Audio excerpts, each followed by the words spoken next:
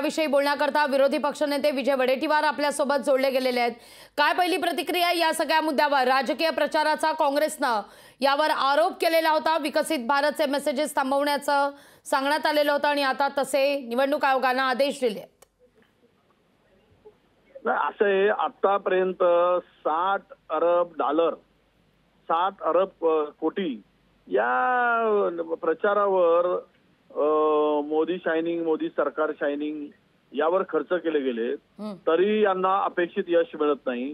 आता विकसित भारत काय दाखवायसाठी जाहिरात सुरू होत्या।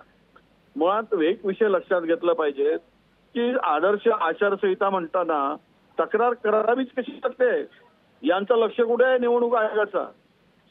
सरेआम जाहिराती म्हणजे किती निगरगट्टपणा जो आहे की आमचं कोणी वाकडं करू शकत नाही, आम्ही आचारसंहितेला मानत नाही, आमच्यासाठी कोड ऑफ कंडक्ट नाही, आम्ही करू ते पूर्व दिशा, ही मस्ती कसली?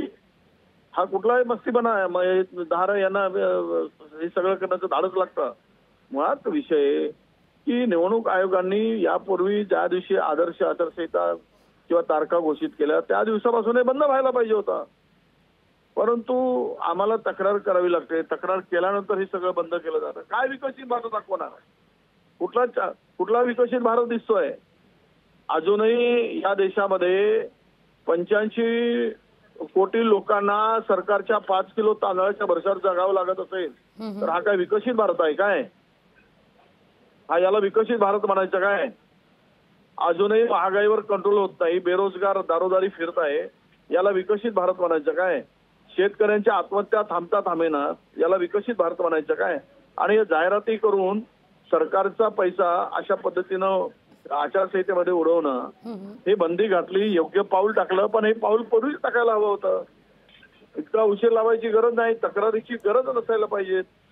म्हणजे हे कोणाच्या मुठीत निवडणूक आयोग काम करतंय इशाऱ्यावर, हा खरा प्रश्न उपस्थित होतो।